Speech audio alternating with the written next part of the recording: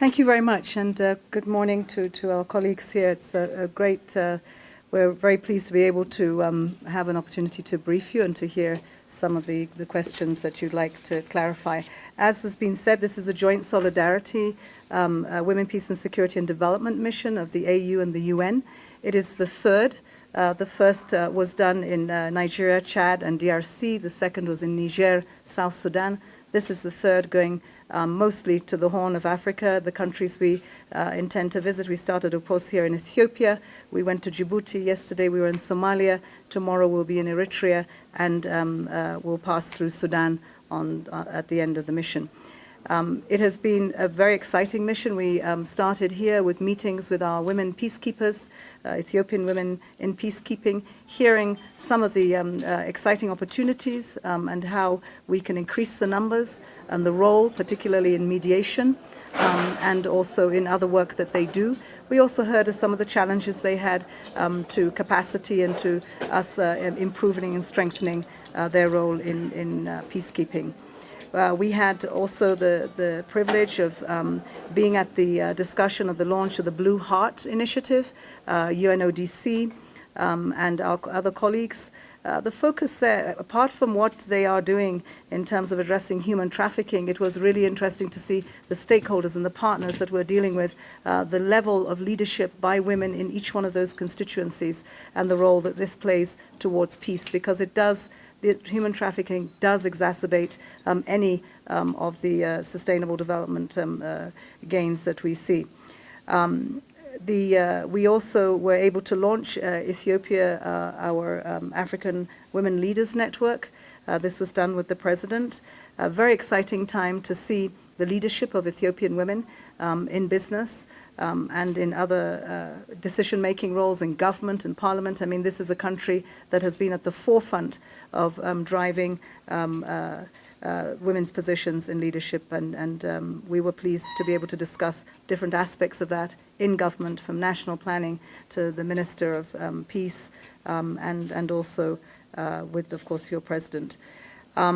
We had a very interesting interaction too with women in business, young women in business. This is all part of also the collaboration that we have with the fund that ECA and our partners have put together for women.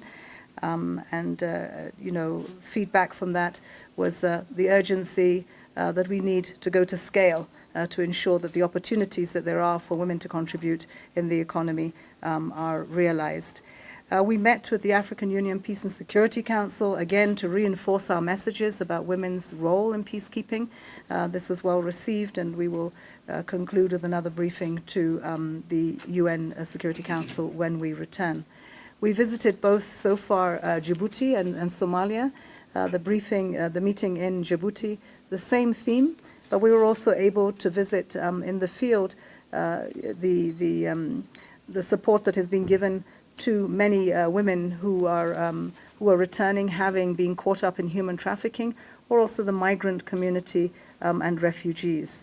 Again, very, very pleased to see that the leadership in Djibouti taking on women in decision-making roles, and also seeing how we can expand the space for women in peacekeeping. We were in Somalia yesterday, again in Mogadishu, meeting with the Prime Minister, his concerns around the reform and the urgency of the debt relief negotiations that they are having, and for that to help with the economic reform. They've just finished their national plan for development, and the UN is supporting that. You'll hear more from the Special Envoy to the African Union on Women, Peace and Security, where she met with the peacekeepers of AMSOM. But suffice to say, the women that we met with who are helping with the transition that will first be seen through the elections, we hope, in Somalia, their concerns of making sure that it is inclusive and that the states are taken on board in Somalia. In both cases, the leadership in Djibouti and in Somalia, recognizing the leadership that Ethiopia is providing for the region. And this is very important, because where we see the opportunities of frameworks like the CFTA, beyond peace, we must sustain those gains through investments in development. And so, again, the Women, Peace, Security and Development comes together. Today is the UN Day, and it's a day for reinforcing our support to the countries of this region in achieving Agenda 2030 and also 2063 and silencing the guns. Thank you. Thank you very much, maybe I didn't. Just to follow on what the Deputy Secretary General have provided you with information, the agenda of women, peace and security is the core of this solidarity mission. When we talk about women, peace and security, in particular within the two institutions, we look into how women participate in peace negotiation, in mediation. We also, the protection of women, especially those that are in conflict zone, the post-conflict reconstruction, but also the prevention. For the African Union, 2020 is critical because we put an agenda of silencing the gun. And we put women at the core of this agenda of silencing the gun. The Joint Solidarity Mission allowed the members of the mission under the leadership of the Deputy Secretary General, we took that momentum to take stock of the implementation of Women, Peace and Security Agenda, Resolution 1325. We had opportunity to discuss with government, civil society, women's group, but also as we come back is to try to change the narrative of the region. We visited many regions. This is the third Solidarity Mission.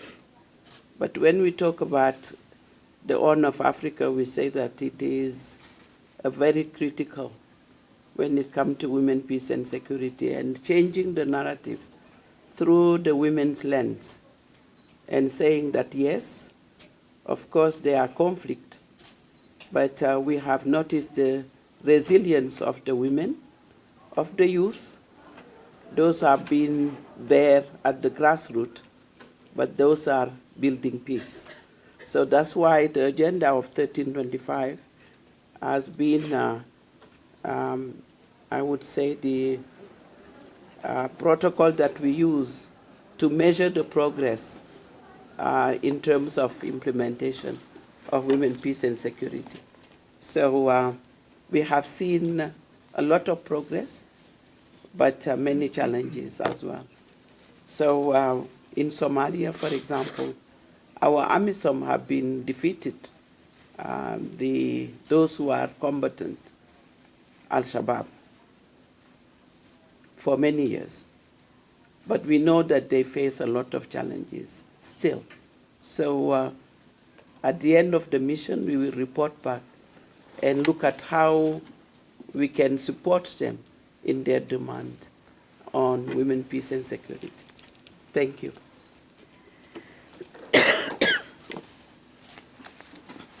Thank you, Your Excellencies.